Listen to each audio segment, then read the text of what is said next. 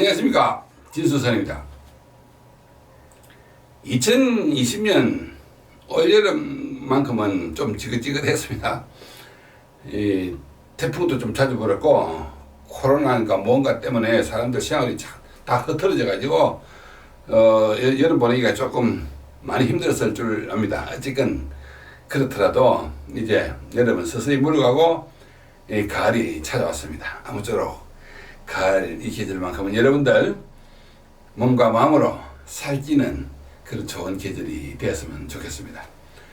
오늘은 제가 누차 유튜브 방송할 때마다 이야기를 합니다만은 한자 글자에는 이 글자마다의 어떤 성격과 기준이 따로 있는데 그 글자 중에서 오늘은 나루와 관계 있는 이야기를 하려고 합니다. 제가 오늘 이 이야기를 하면서 나루라고 이야기를 하지 항구라고 이야기를 하지 않는 것은 항구하고 나루는 엄격하게 이야기하면 조금 성격이 다르기 때문에 그렇습니다. 여러분들 주의하시다시피 우리나라의 지도를 보면 바닷가에 있는 항구 이름에는 포가 들어간 동네가 많습니다.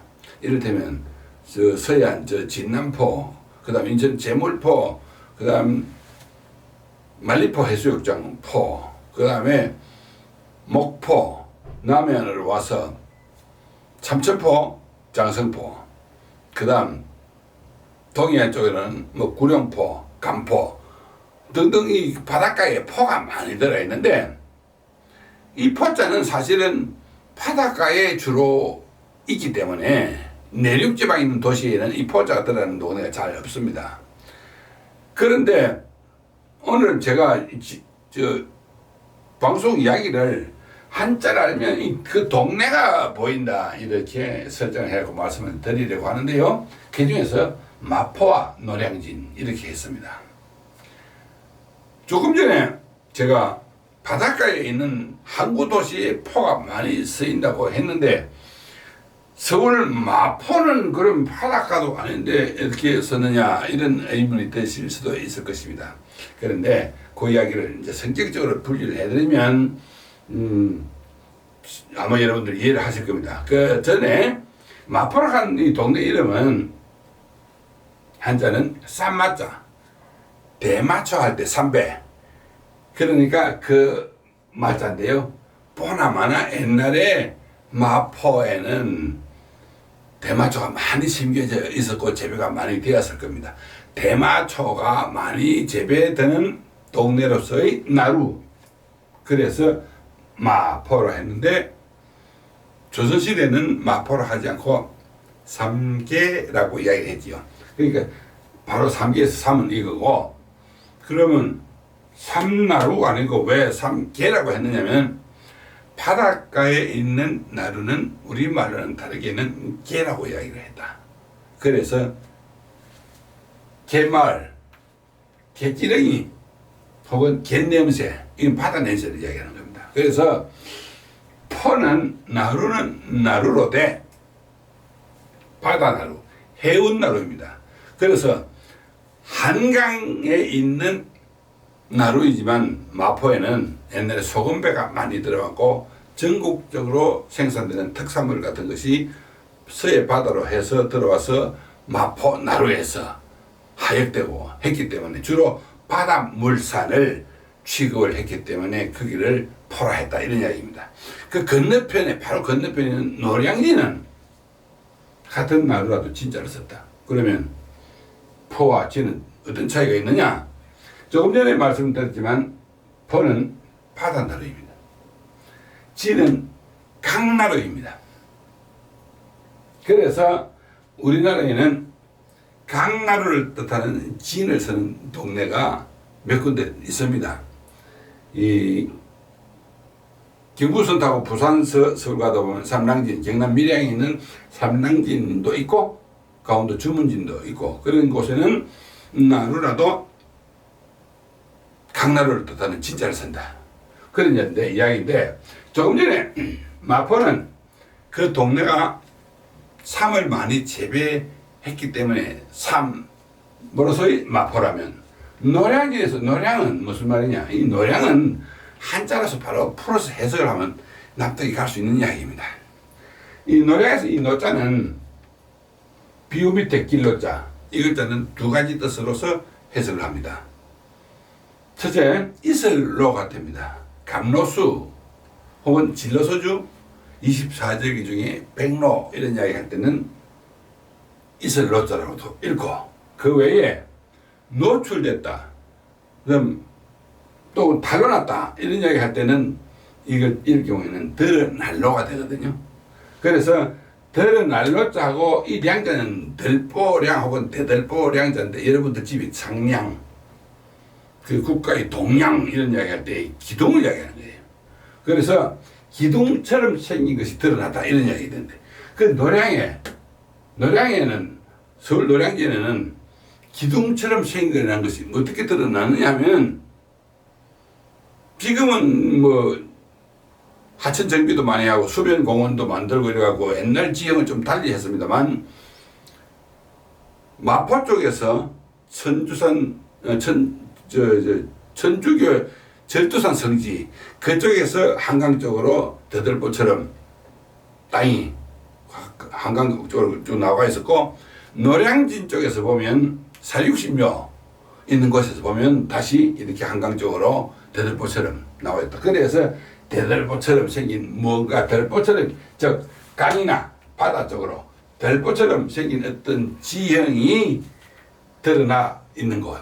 그 노량은 다른 뜻도 없고 그 지역에 들보처럼 강 쪽이나 강이나 바다 쪽으로 땅이 쭉 뻗어 나가 있는 곳, 이런 이야기인데, 이 노량은 서울 노량진만 있는 것이 아니고 또 우리나라의 노량이라는 지명을 갖고 있는 곳이 두 군데 더 있습니다. 하동 가면 하동 노량이 있고, 남해 가면 남해 노량이 있는데, 하동군 금남면에서 남해, 그러니까 남해 섬하고 하동하고 붙어 있는 그 지점에 그렇게 나와 있어요, 땅이.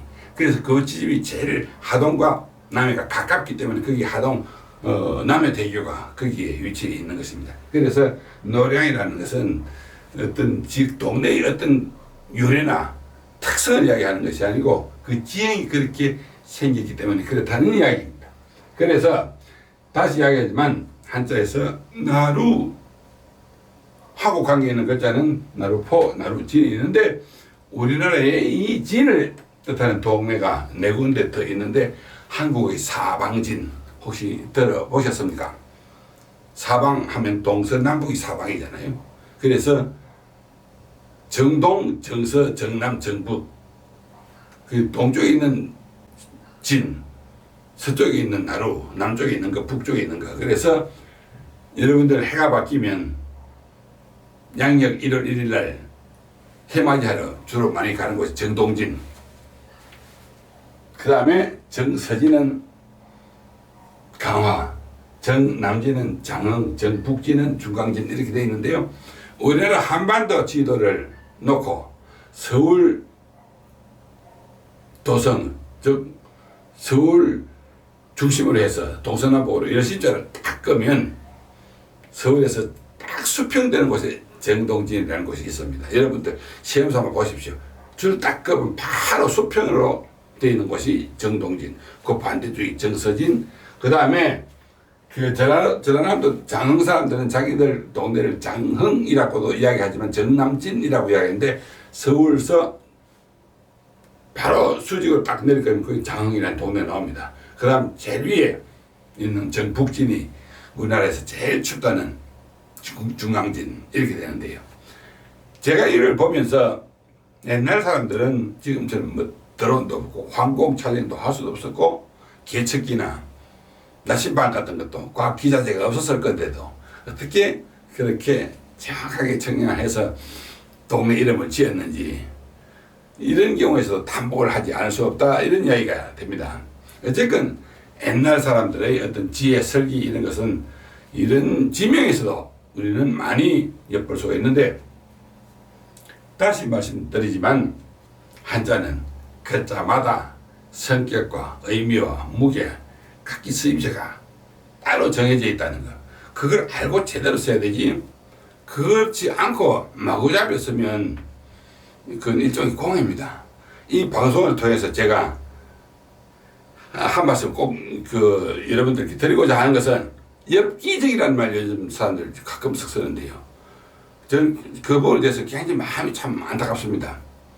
엽기적이라는 말은 사냥할 엽자, 기할 기자인데 아주 이상한 방법으로 사냥을 했다 이런 이야기가 되는데 아주 잔인하고 모질게 죽이든지 살인을 했든지 그 죽임 자체를 눈뜨고는 정말 볼 수 없는 어떤 그런 경우에 엽기라는데 요즘 사람들은 조금만 이상하면 조금만 어떤 행동이 이상하면 뭐 엽기적인 이런 이야기 하는데 그렇게 쓰면 안 됩니다. 그렇게 쓰면 정말 엽기적일 때는 어떻게 쓸 건지 그런 경우도 많고 요즘은 말을 가려서 쓰지 않고 제대로 된 글자를 구사해서 쓰는 경우가 너무 없어서 마음이 많이 안타깝다는 이야기인데요. 어쨌든 여러분들 오늘 이걸 통해서 여러분들 또 하나의 한자와 관계되는 상식 보태졌으면 좋겠습니다. 그거 말고도 굉장히 많은데요.